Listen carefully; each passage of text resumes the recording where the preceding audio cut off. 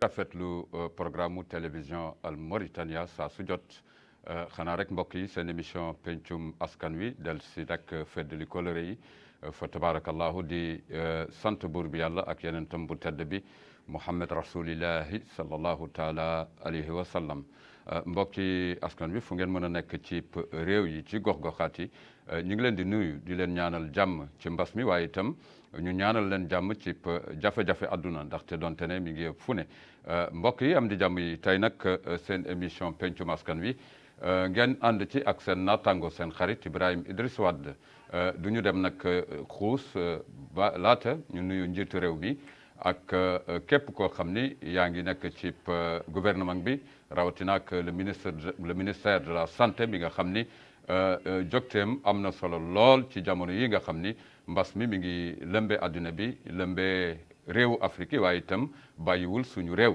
bu ko defee ñu nuyu ulema yi kilifa diine yi kilifa aada yi nekk ci gox-goxaat yi ñu ngi leen di ziyaara di leen ñaanal bu baax a baax xam ne rek ànd bu yàgg dëgg la ànd ci dëgg ànd ci defaralante ànd itam ci lépp li nga xam ni mooy yéeneente jàmm ci suñu biir mbokk yi am di jàmm yi tey jii seen émission pencum askan wi dafa ñëw rek di waxtaan ak képp koo xam ni yaa ngi sa kër jamono yi wala ci bërëbu liggéeyukaay waaye itam nekk ci gox-goxaat yi mbokk yi nga xam ni aji baykat yi mbokk yi nekk ci wàllu napp gi le secteur informel la société civile ñu ngi leen di jaajëfal bu baax a baax tey nag ñuy wax ci fànnu ñàkk yi nga xam ni ñu ngi toll ci ñaareelu xaaj bi réew mi toll woon ci xaaj bi jiitu ñu am ci mbégte lool di jaajëfal mbokk yi nga xam ni bàyyi nañu seen kër ak seen bérébu liggéeyukaay dem fekki ji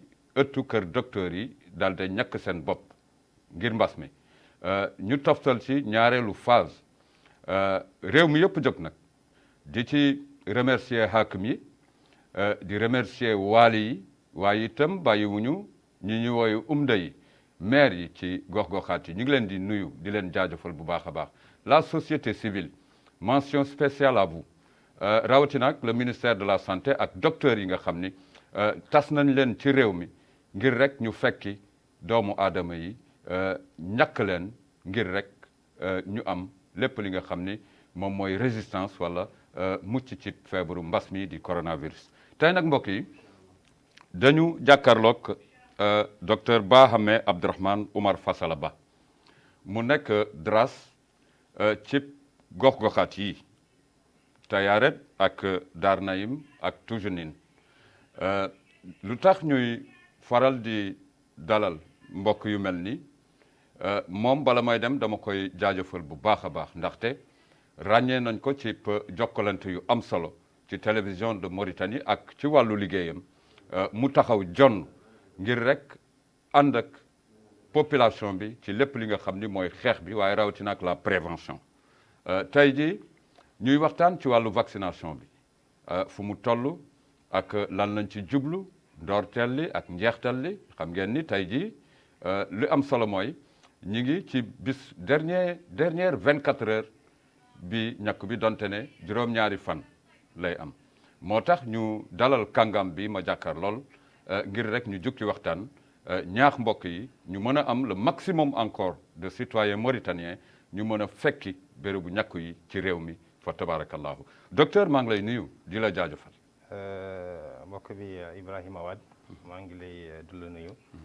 ginnaaw bu nu sant yàlla julli si suñu yonent bu tëdd bi Muhammad rasulullah sallallahu alayhi wa sallam maa ngi lay nuyu di la jaajëfal surtout sa invitation bi aussi di nuyu également coordination wala service de programmation télévision Mauritania aussi di nuyu képp nga xamante ni téléspectateur mi ngi nuy seetaan comme ni nga ko waxee ni bàyyiwoo dara ñu ngi si dernière 24 heures campagne de vaccination bi bu commencé le 12 août tey lay jeex donc information mënut war joxe surtout communication bi pour man il est primordial parce que xam nañu depuis que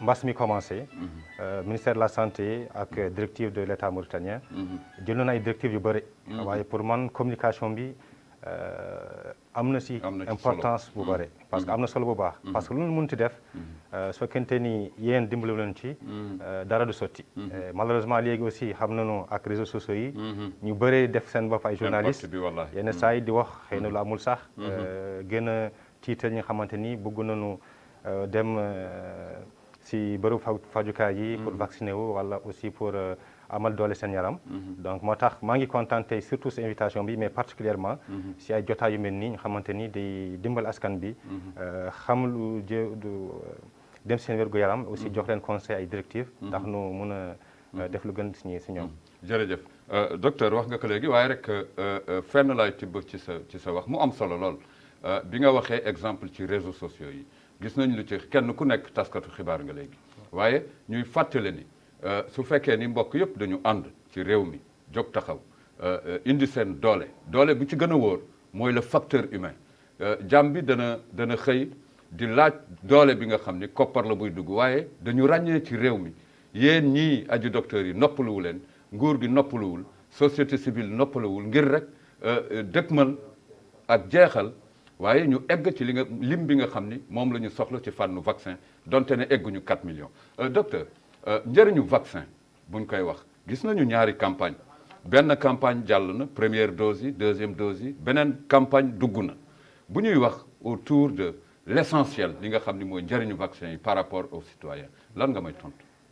njëriñu vaccin lu du lu bees vaccin commencé na yàgg na xëy na lu ñu si gën a ràññee sax ñun mooy vaccination xale yi même fan yi weer yi passé sax amoon vaccination pour xale jigéen ñi ko am juróom-ñeenti at ba fukk ak ñeent donc vaccination vaccin sax bu mooy wax lan la mooy benn substance biologique la bu ñuy def si nit ndax mu dimbale ko nu muy fagoro boppam aussi dimbale ko nu muy xeexee njàngoro yi vaccination Covid bi nag yii nu am si Mauritanie vaccin classique yi la parce que dégg nañu ñu bëri vaccin yu bees nga xamante ni ARN messager waaye ñun Mauritanie fii vaccin yu ñu utilisé yi muy di Sinopharm bi muy di AstraZeneca muy di Johnson ak Johnson bi yëpp ay vaccin classique la te yooyu vaccin yi xamante ni nu ñu doon defee yeneen vaccin yi xamante ni doy na ñàkk xale yi par exemple ay vaccin ay polio ay BCG donc si même anam nañu ko defaree moo tax nit yi war a indiwaat seen xel xam ni léegi askan wi fu ñu toll vaccination mooy moyen bu gën a fës xamante ni xam nañ ko buñ ko utiliser mën nañ fagar suñu bopp et aussi aar nu pour xeex mbas mi jërëjëf dégg ngeen docteur li mu jukki ci xeetu vaccin yi nga xam ni moom la ñu yor ci réew mi ma gis ne ci jamono bii wax nga ko léegi à jour J moins 24 heures am na solo lool ñi nga xam ni ñoo jotagul woon ñàkku ñu daw fekki këru docteur yi fu ñu nekk ñu ñàkk seen bopp waaye dama waxtaan ak mbokk bu nekk ci beneen réew ci Afrique mu ni ma ñun suñu réew pour ñu ñàkku dañuy sonn lool di fay waaw ma gis ni réew mi foo dem béréb boo dem engagement ak volonté bi lan la laaj ñu ñàkk la nga dem loolu ci jàngat en tant que docteur lan nga ciy wax.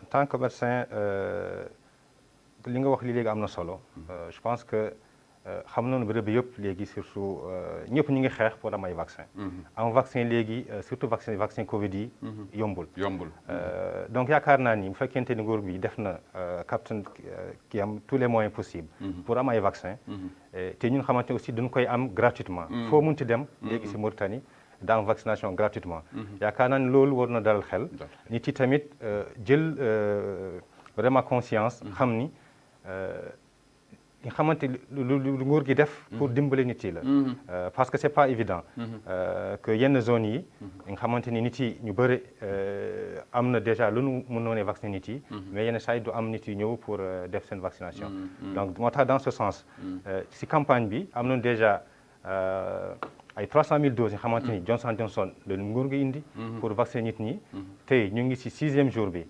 donc tey plutôt mooy 7e jour bi démb bu ñuy xayma ñaata ñu vacciné environ vacciné nu 217 000 personnes.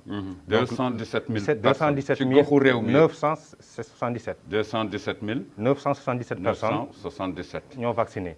loolu boo koy xayma mooy 73% objectif bi. parce que sur les 300 000 vaccins nga xamante ni 300 000 doses plutôt ñu xamante ni ñoo sont disponibles.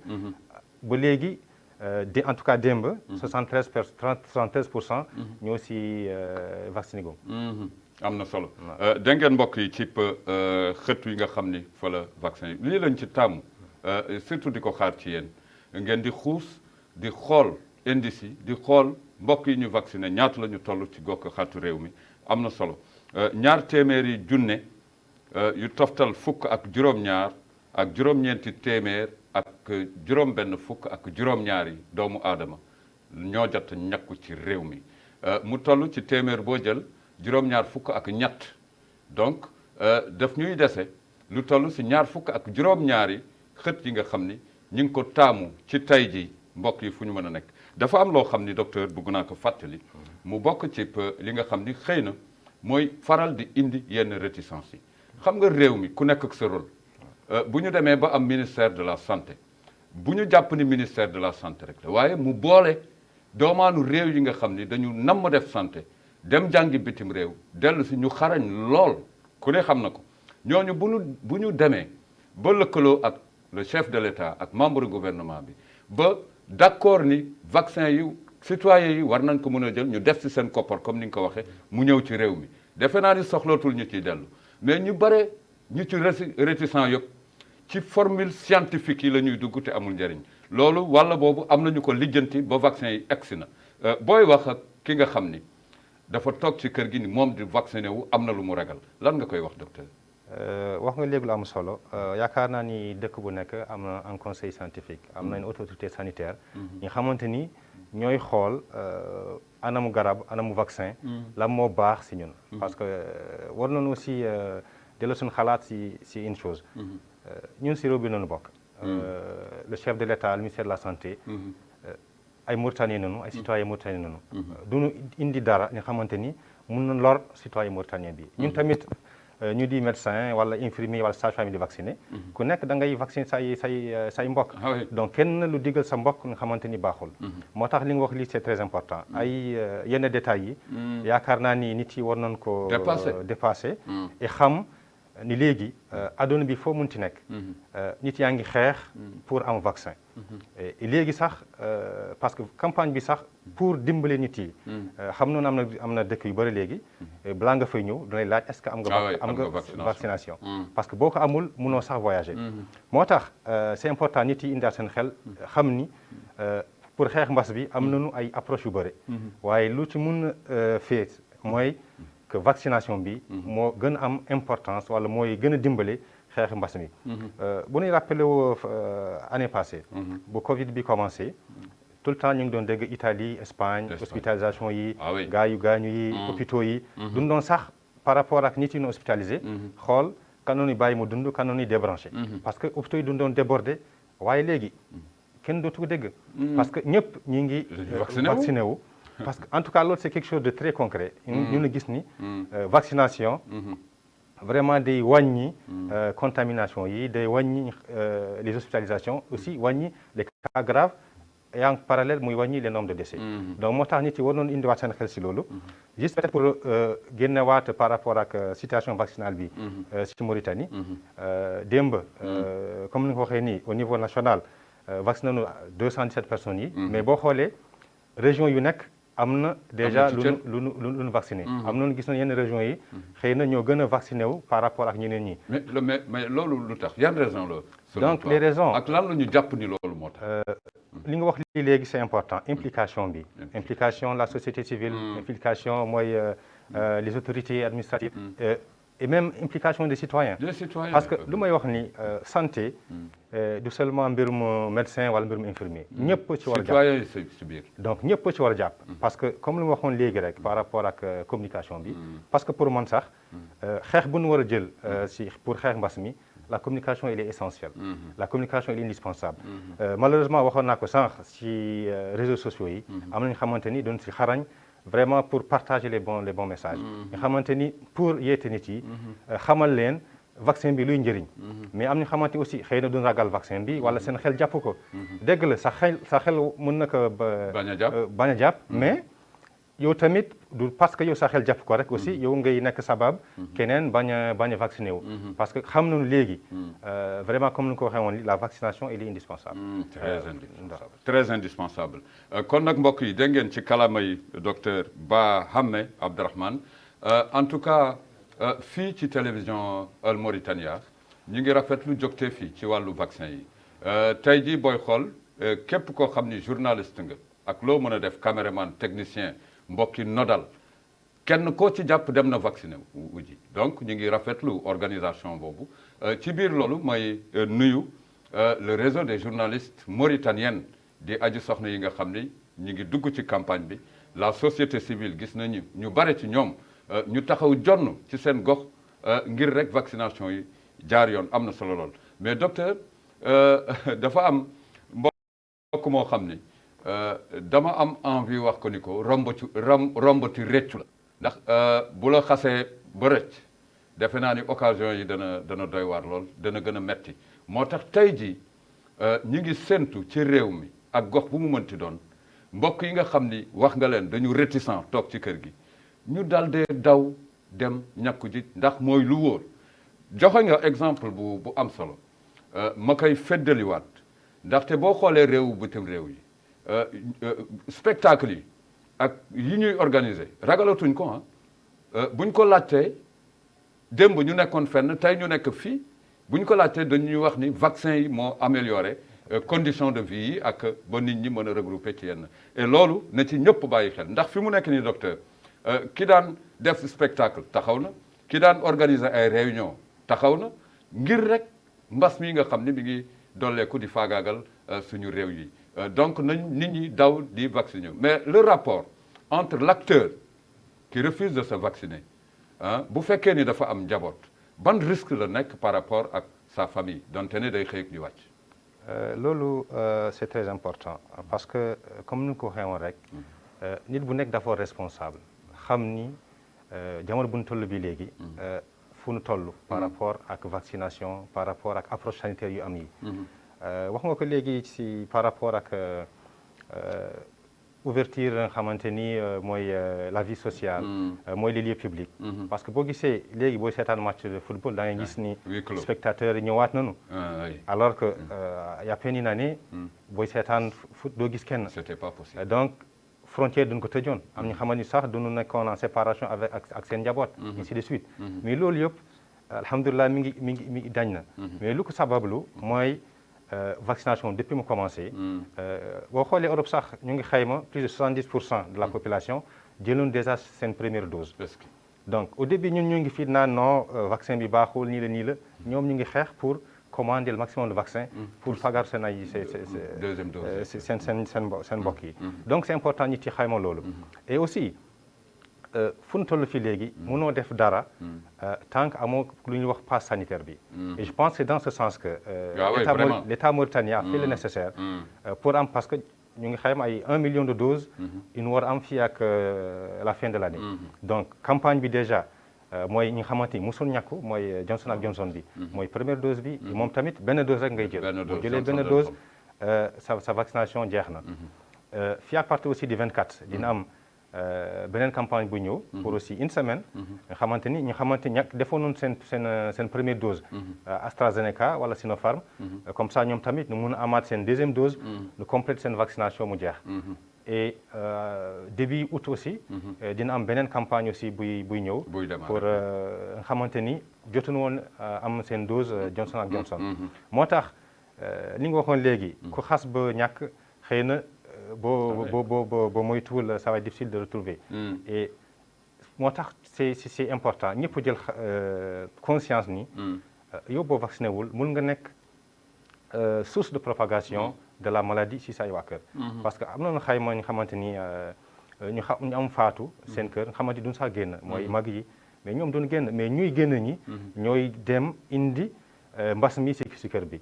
moo tax c'est important en tant que père de famille en tant que responsable am nga solution pour déjà aar sa bopp mais aussi aar sa njaboot donc moo tax yenn saa yi comme ni nga koy waxee ne rek xëy na ñu ko ragal nii wala ñu am appréhension bi xëy na amul information boobu wala doon yaakaar ni parce que ñoom ragaluñu vaccin bi ragaluñu mbas mi plutôt mais même mbas bi même boo ko ragalul xamal ni yow mën nga nekk sabab keneen jël mbas mi si yow et su boobaa yow tu es responsable bu ko dara jotee yow yaay responsable loolu donc moo tax vraiment maa ngi exhorté ñëpp jël seen courage ñu développé seen vaccination tey quelle que soit l'heure daan def le maximum pour ñëpp am déjà si dose yu des yi jërëjëf na ñëpp daw ngir dose yu des yi jeex campagne bi réussir parce que campagne bu réussir mooy indi li ngëneel yi nga xam ne yëpp docteur jaar na ci léegi docteur xam nga bu ñu nekkee citoyen bu ñu fàtte ni docteur bi kenn ku toog sa kër rek di suturlu docteur bi dafa nekk ci waar wi mu am mbas bu ñu lëjal mu jóg bàyyi këram bàyyi yitteem taxaw ci waar wi mais ñi nga xam ni ñooy vacciné ñu bàyyee ko ci ministère de la santé wala ci ëttu kër docteur yi naka lañ leen tase ci réew mi ak yan avantage la ñu am wala doole gi nga xam ni nguur gi def na ko ci ñoom ngir rek ñu ñàkk citoyens yi ci objectif bi ñu soxla. Pour atteindre objectif bi yaakaar naa ni nguur ngi impliqué na ñëpp parce que avant campagne bi waxoon nañu ku nekk na def planification. xool xayma à peu près ñaata équipe nañu war soxla. pour atteindre objectif bi. parce que région bu nekk amoon nga cible de vaccination. donc ku nekk aussi chaque muqataa aussi am na cible am. moo tax doon xayma ku nekk xayma xool. ñaata équipe la war a am. la war a soxla plutôt. ñaata nit la war a soxla pour def vaccination bi. parce que campagne bi wutee na ak activité de routine yu ñuy def. effectivement parce que les activités de routine. yooyu da ngay xool yenn poste de santé yi ñoo am. vaccin yi heure boo ñëwee fekk leen foofu def vaccination. mais campagne bi duñ ko organiser de sorte que mu am ay équipe fixe nga xamante ni mooy les postes de santé. wala bu ñu jëlee bërëb par exemple marché yi nga xamante ni dafa bari fréquentation. teg foofu une équipe fixe. am na aussi ay équipe avancée. nga xamante ni dañuy xayma xool. xëy na zone bi wala ministère bi wala société bi am na nit ñu war a vacciner def ci ay équipe avancée ak mobiliser aussi en fonction de loolu moo tax balaa campagne bi commencé sax amoon na sax réunion son excellence monsieur le ministre de la santé avec le ministre de l'intérieur ak tous les DRAS ak waali wilaya Nouakchott yëpp ak wilaya de l'intérieur rek pour waxal leen importance campagne bi moo tax l'implication de tous elle est importante indispensable parce que boo gisee am un certain objectif wala atteindre certain objectif parce que y a eu cette implication là comme li nga ko waxee woon sànq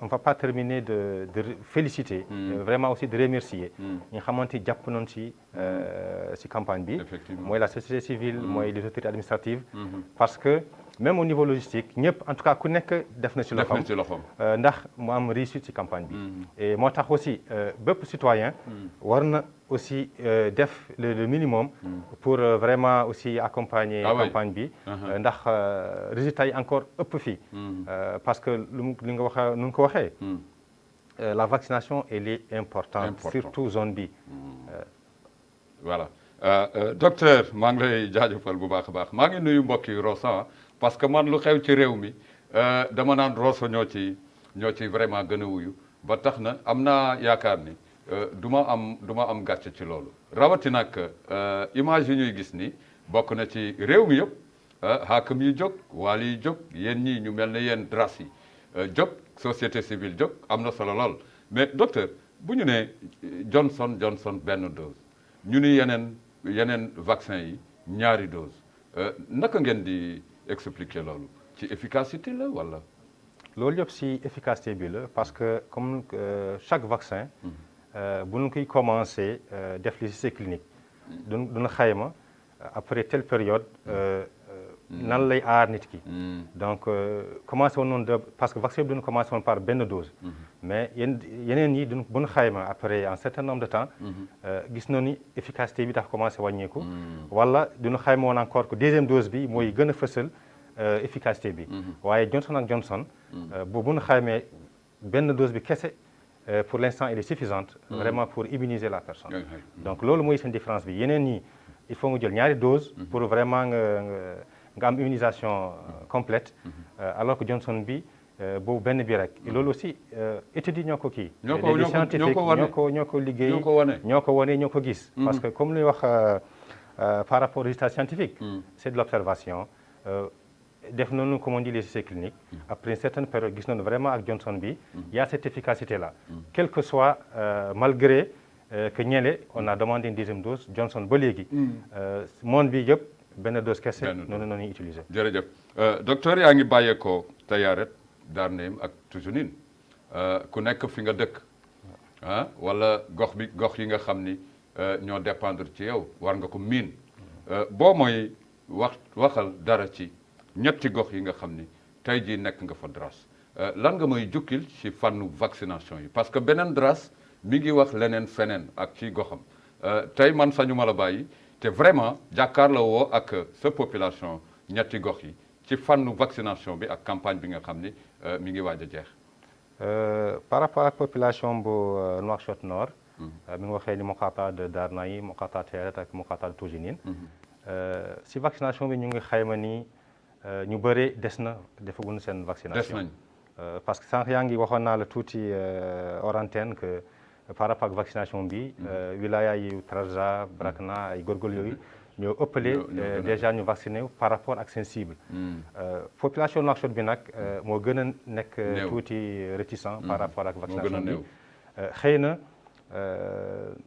fii nit yi xëy na duñu xëy suba dem ñëwaat wala xëy na am na yeneen préoccupation yi waaye dama xam ne aussi que population Nouakchott surtout moo war a jël vaccination bi le maximum vraiment à bras le corps la mobilité parce que problème yi gën a fës si Covid bi Nouakchott fii la nekk donc même booy xayma les cas graves les hospitalisés Nouakchott la fii la ëppee donc moo tax vraiment population Nouakchott yi war def attention plutôt redoubler d'efforts dem vacciné wu par rapport ak population Nouakchott Nord lu mu leen di laaj rek mooy vraiment nu jël directive état bi à bras le corps xam ni lu ñu indi pour ñoom la vaccination bi surtout pour ñoom la donc noonu xam ne personnel de santé bi sont disposés les autorités sont disposées vraiment dimbali leen gën a leen dimbali sax fu nu nekk pour indi fa vaccination bi moo tax zone bu nekk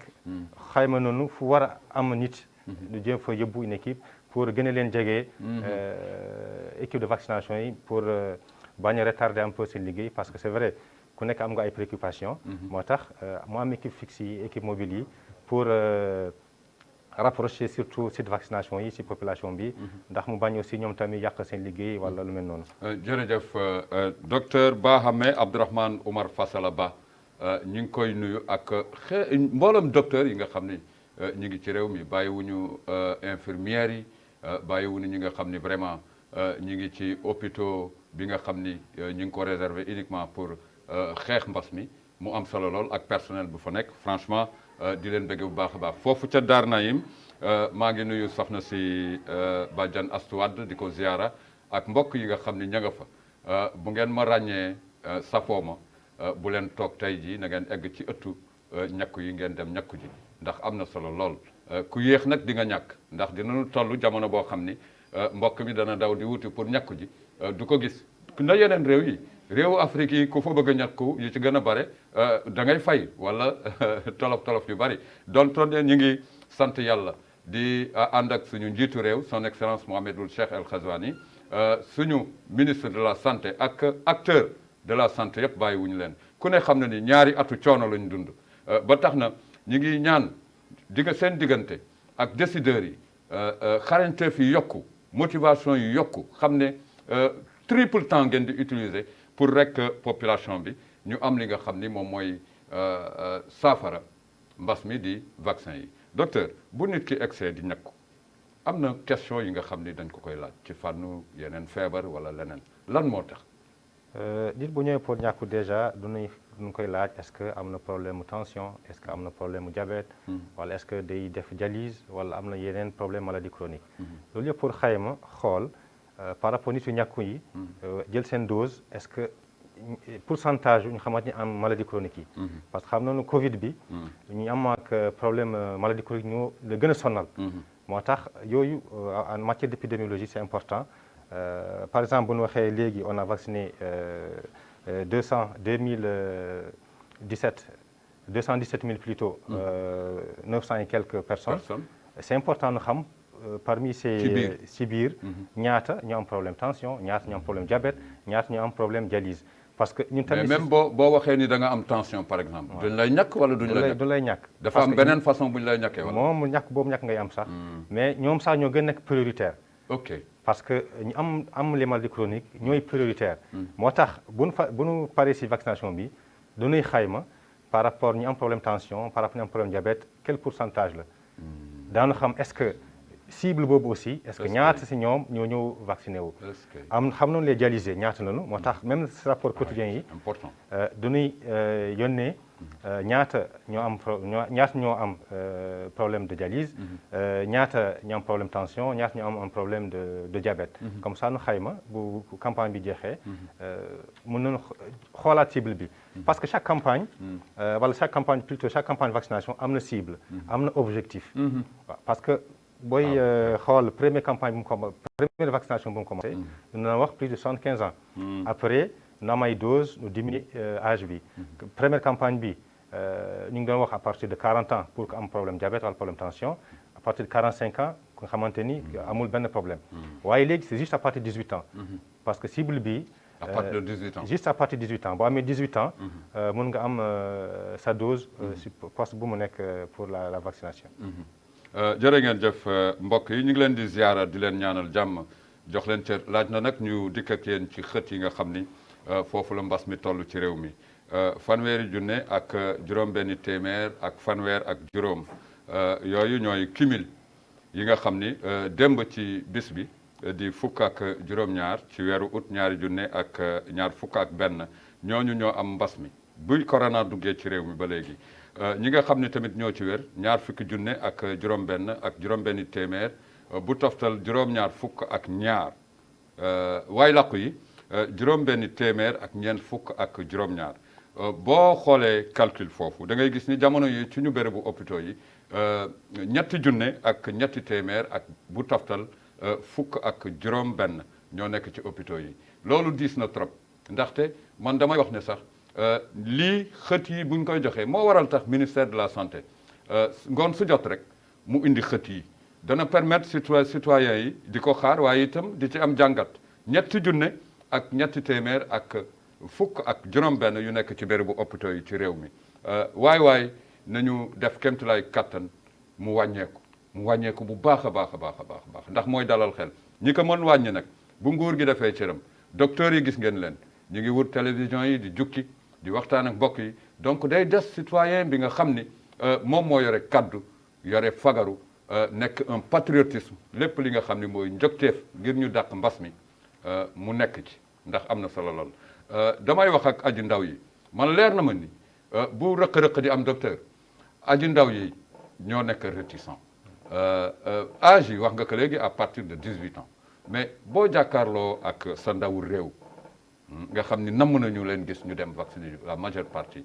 lan nga leen di wax dañu nekk di xalaat rek ne troisième âge yi ñooy vacciné wu wala nga am yenn symptômes yi mais booy wax ak sa njiitu réew say ndawu réew tey ji lan nga leen di wax. waaw merci monsieur Wade si question bi mais juste balaa may tàmbalee la réponse damay juste rectifier par rapport li nga wax li ci le nombre d'hospitalisés. léegi les cas actifs dëgg la am nañu li nga wax lii léegi 3316 au 17 mais yooyu ñëpp nekkuñu ci hôpitaux yi parce que am nañu des cas légers ñu xamante ni seen kër rek duñu def autoconfinement mën nañu ñibbi parce que depuis presque léegi 7-8 mois loolu progression la par rapport c'est juste l'autoconfinement parce qu'au départ am nañu 5-6 cas au maximum pris en charge donc ñëpp du leen doon hospitalisé pour mu gën leen surveiller waaye léegi am nañu plus de xam nañu aussi par rapport ñi am infection bi parce que aussi nit mun na ko am fekk aussi alhamdulilah wér-gu-yaramam aussi tane na may na ko même mu nekk këram sans que muy dem ci hôpitaux yi moo tax ñooy ils sont autoconfinés. mais kooku docteur naka lay nekkee ci këram. am na lu ngeen koy digal bu nekkee ci këram dafa am lu ñu koy dig. déjà comme on dit autoconfinement. day am donc balaa muy jógee dispensaire duñ ko jox masque. jox ko ay directives. mu nekk moom kese si néegam. mu éviter wu nekk en contact ak. njabootam ainsi de suite. waaye yow bu ñu koy xayma. bari ñoo ci ëppale ñu nekk si hôpitaux yi 135 la. mooy 135 ñoo am. Des complications wala juste des cas légers parce que booy xayma si 135 yi. parce que on a 3316 personnes. qui sont actuellement c'est les cas actifs. ñooñu xayma ñu ngi ànd ak Covid bi ba léegi. waaye 135 ñoo nekk si hôpitaux yi. te boo xoolee parmi 135 yi. 80 ay cas légers rek la. soxla wuñu jël ay oxygène soxla nu beneen kii.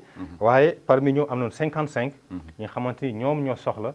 am oxygène mooy en général nekk si réanimation ñoom ñoo tuddee. juróom fukk ak juróom ñoom ñoo tuddee les cas graves. donc boo xoolee comme parmi 3300 yi. juróom fukk ak juróom ñooy les cas graves. et aussi juste pour rappeler cas graves yi. boo xoolee si juróom fukk ak juróom yi. ñett ñoo nekk Nouadhibou. benn Boutilimit. ñu des yi ñëpp si Nouakchott lañ nekk. donc et aussi comme lu ko waxee woon sànq. si vaccination bi. Nouakchott moo gën a nekk en retard par rapport ak objectif bi. moo tax juste léegi bu may ñëwaat si sa question bi. lu mu koy waxee un jeune. mën nga nekk jeune mën nga nekk à fleur de l'âge mais il faut être responsable. donc être responsable mooy nangu lu la nguur gi dig. aussi nangu aussi bañ a nekk une source de contamination wala source de propagation maladie bi. xam nga ñu bëri di wax non man am naa wér-gu-yaram je suis jeune. même bu Covid ñëwee. ragaluma ko. dëgg la yow mën nga ko bañ a ragal.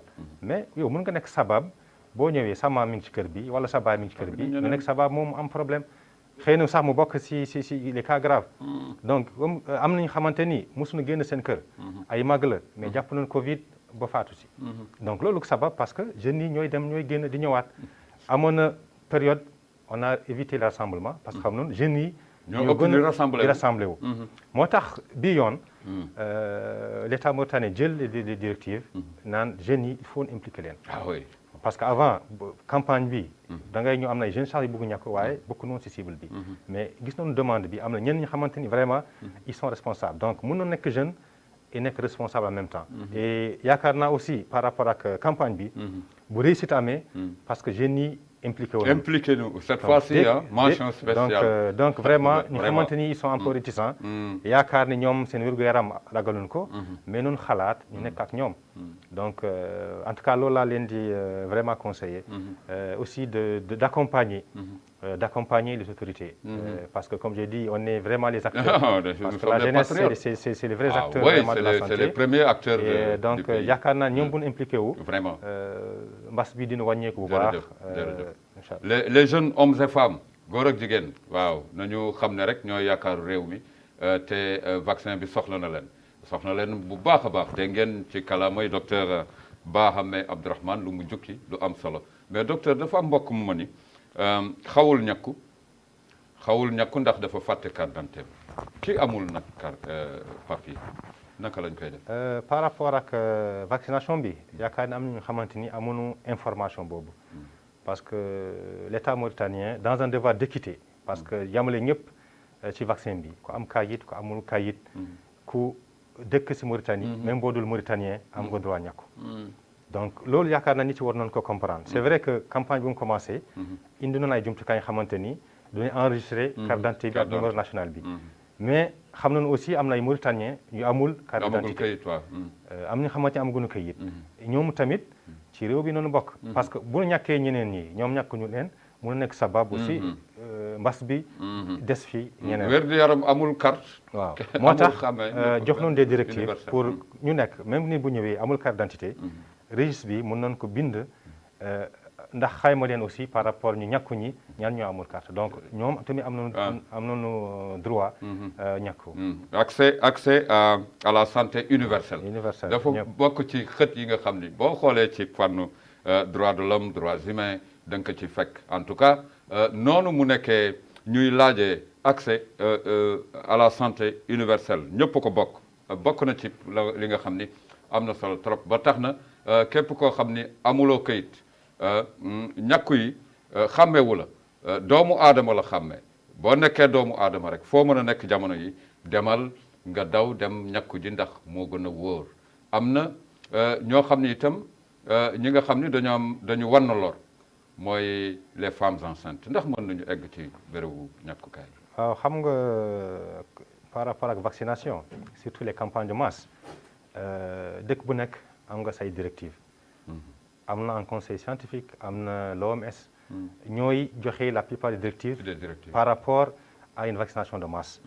ñun campagne bi amul contre-indication absolue pour jigéen pour une femme enceinte wala jigéen buy nampal. donc moo tax jigéen buy nampal ba xamante ni aussi war na voyager parce que xam na léegi avec le pass sanitaire. ku ñàkkuwul doo dem. donc bés bi na ñëw sax même boo bëggee def sa diine bu mot. donc mun def parce que boo ñàkkul xëy na doo mun dem Saoudia pour hajj. donc moo tax nit yi jël war nañu jël vraiment importance vaccination bi. moo tax cadre boobu les directives quand même du ministère léegi tey. ba léegi depuis campagne bi commencé. pour une femme enceinte ak une femme allaitante bu fekkente ni dépassé na 6 mois amul problème mun na jël. bu fekkee dépassé na. juróom benn weer mun na jël. war na dem ñàkku ji. jërëjëf docteur saa yu ma jàkkaarloog mbindeef yu mel ne yéen dafa am lu bare loo xam ni ci fànnu sensibilisation da ngeen koy nam ma wax askan wi te da ngeen di dajeek parfois aji laajkat boo xam ni du leen ko laaj boo yaa ngi jàkkaarloog réew mi wax nga fi lu daw yaram léegi boo demee ba ñu jàkkaarloog citoyen bi naan ko patriote nga. da nga war xam ni bu ñu la waxee kenn fukk ngay représenté wala réew mi yëpp tey jii nga jàkkaarloo ko réew mi ci fànnu campagne bi lan nga nam ma wax te laajuma la ko. donc lu mel ni wax rek mooy ku nekk na nekk vraiment responsable. parce que boo nekkee un citoyen. da nga war nekk un citoyen modèle. parce que bu ñu wax koom-koomu réew ñëpp la. donc muy di médecin surtout bu muy wax sax santé comme lu mu ko waxee woon sànq. du juste le personnel de santé. ñëpp la ku nekk am na vraiment li nga mën a dimbali sa réew par rapport ak santé bi. donc wax ñëpp rek nu nekk vraiment responsable. nunu nangu directive par rapport à la vaccination. nunu nangu aussi dimbali réew mi par rapport à la vaccination. même tey fekkente ni ñoom duñu bañ vaccination bi bu nu nekk sababu influencer ñeneen ñi. ba bu nuy bañ ñoom tamit vaccination alors que bëggoon ñàkk. donc en tout cas loolu la vraiment laajte nit yi. te xamal leen aussi santé bi ñoom lañ fi nekkal. vaccination bi ku ci bëgg vacciné wu site ñu ngi nekk actif. même bu campagne bi jeexee. centre yi dañuy continuer vaccination. parce que actuellement loolu la ñu am comme moyen le plus efficace. parce que am na yeneen moyens yu ñu mën utiliser waaye actuellement moyen le plus efficace c'est la vaccination. c'est la vaccination. donc il faut que chacun prenne ses responsabilités. dimbale aussi nguur mi. parce que c'est difficile d'avoir des vaccins. très difficile surtout pour les pays en développement comme nous. donc moo tax ñun si les autorités font l'effort de disponibiliser certaines doses de vaccins vraiment ñun tamit du leen war a accompagner ndax aussi nu valoriser effort ñoom bu ñu def bi. jërëjëf maa ngi jaajëfal Mohamed Tandian di ko bëgg bu baax a baax mi ngi ñuy suivre ci télévision Al Mauritania di ko nuyu di nuyu personnel u nodal jox leen cër bu baax a baax di leen jaajëfal ci xarale gi ñoom Dahman nag ñenn ñi Abdallahi sama xarit di ko nuyu xarañteef yu am solo mooy fekk si lii ñu nekk ci dooleel campagne docteur Hammet se vacciner et laisser les gestes barrières nga vacciné wu bàyyi nag digle yi est-ce que jaadu na. loolu erreur bu mag la ñu bëri ñuy def. parce que tant que amuñu un certain pourcentage de vaccinés dans le pays. gestes barrières mën nañu ko bàyyi. mënuñu ko bàyyi moo tax nga vacciné wu bañ a vacciné wu da nga war a continuer avec les gestes barrières takk sa masque. avoir hygiène de main et respecter distanciation sociale bi parce que comme vaccination bi day aar dëgg la daf lay aar waaye quand tu es exposé aussi mën nga peut-être aussi nekk une source infectieuse moo tax même yow boo kii ku nekk quelle que soit la vaccination dafa war a respecter mesures barrières pour éviter aussi mu am contact ak yeneen ñi nga xamante ni du nekk des sources infectieuses de contamination. kon boo réglé ba pare bul déréglé parce que nga vacciné wu mooy nga réglé donc dérèglement yi mooy nga dem wàññi jogteef ci geste barrière yi takk sa masque booy génn sa kër nga raxas sa loxo bu mu set booy dellu si nga raxas sa loxo bu mu set moytu nag tàncaloo bi am na loo xam ni bëgg naa la ko laaj docteur bala may ñëw ci sama avant dernière question tàncaloo yi ci woto yi ñu vacciné wu yaa ngi wax léegi ñu farlu ci geste barrière yi gën koo dëgëral mais boo xoolee quelque part sur le transport en commun déplacement doomu aadama yi ni ñuy tàncaloo en tant que docteur ban appel nga ciy lancé. loolu wax noonu ci lu bëri parce que nit yi bu nu tàncaloo si biir oto yi moo tax ñuy exiger sax léegi chauffeur bu nekk à partir du 16 il faut nga vacciner wu sinon bu doo génn parce que day nekk risque potentiel waaw donc moo tax c'est important nit ku nekk comme ni nga ko waxee woon nekk responsable accepter les mesures barrières parce que yow même fekkente ne amoo woon dara dugg si transport en commun xëy na parmi fekkente ne bis la am na environ fanweeri nit wala ñaar fukki nit xëy na am na kenn ci ko ànd ak virus bi mun na saqat foofu yow fekk takkoo sa masque yaa ngi génn amoon benn problème ñëwaat seen kër indaale doy na waar xëy na yow sax doo sentir dara wala du feebar bi du la jàpp parce que mun nga nekk infecté wu fekkente ni doo nekk malade parce que y en a qui sont infectés am nañu jàngoro bi waaye xëy na du leen daanal donc moo tax transport comme yi yenn saa yi day jafe tuuti parce que waxoon nañu taxi nañu wàññi kenn ci kanam wala ñaar ci ginnaaw mais c'est difficile les gens ne respectent pas moo tax directive bu nu mun jël ñun en tant que citoyen ñoo war a xool nu nu mën a dimbale nguur gi parce que bu ñu jëlee yenn directives yi pour aar leen la donc pour aar leen la moo tax ku nekk daf si war a jàpp fagaru jàpp si parce que c'est kenn da ngay am xamante mi ngi kër ga day fagaru def lu nekk yow nga bañ a fagaru indil ko jàngoro bi lor ko fekk moom def na lépp donc moo tax nit yi ku nekk dafa war nekk responsable xam ni dëgg la sunu société sunu vie sociale bi moo mel noonu yenn yi xëy na mun na ko bañ a def waaye ku nekk dafa war a bàyyi xel ni jàngoro baa ngi fii mbas baa ngi fii et vraiment aussi sonal nit yi ñu bëri donc yow bu fekkente ni bëgguloo def lii mais bul nekk sabab que vraiment ngay lor ñeneen ñi. jërëjëf bul nekk sabab di lor ndax loolu sax dama am yaakaar ni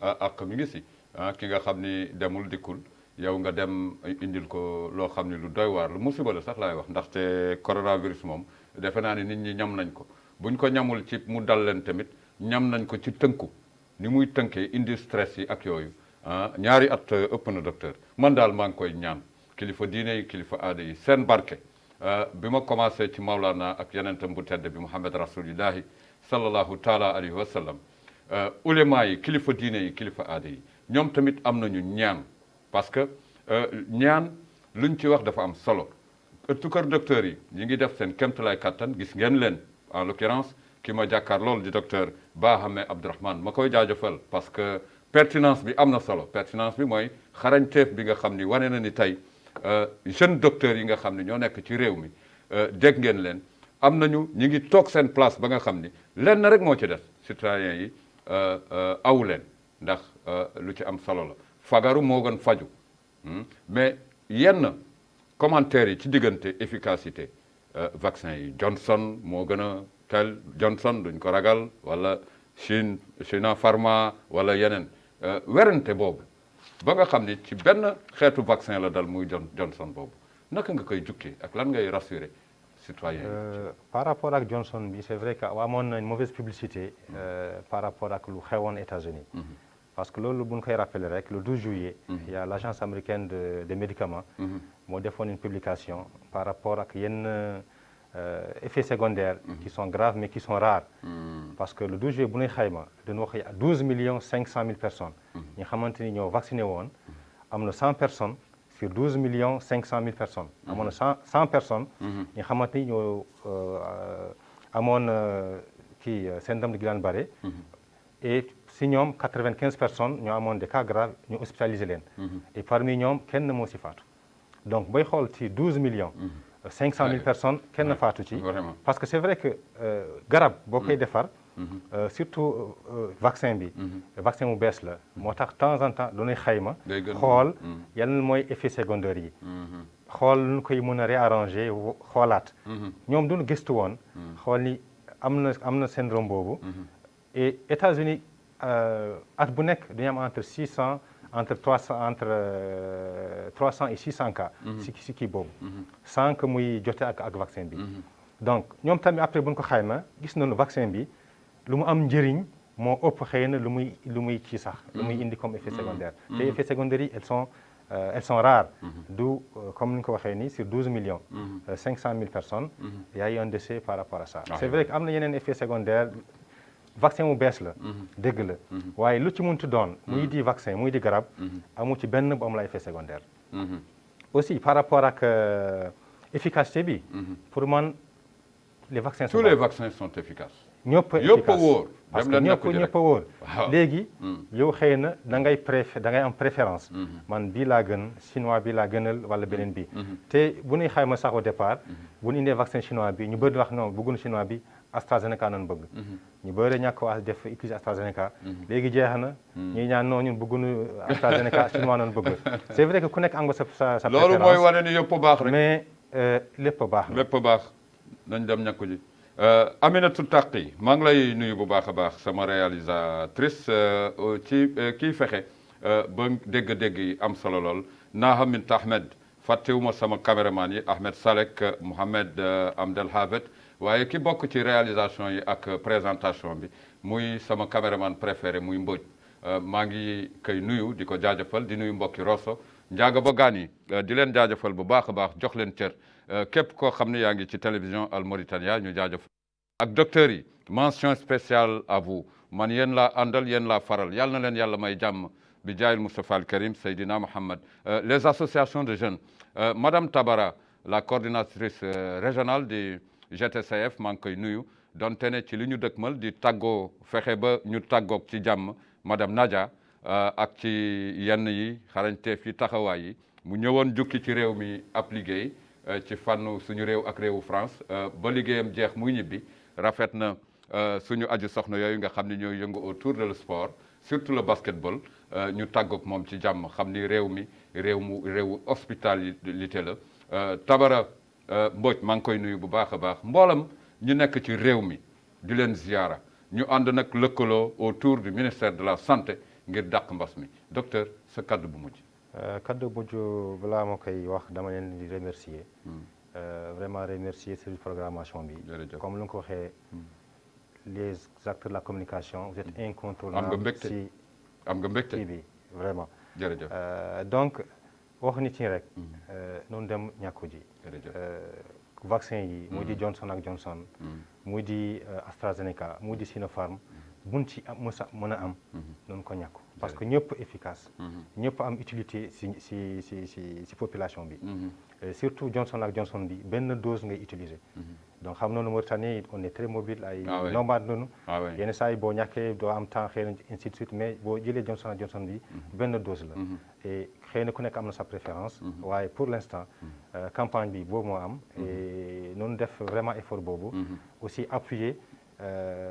ñi xamante ni ñu ngi vraiment jóg si campagne bi. mooy des acteurs sociaux. les élus locaux ainsi de suite.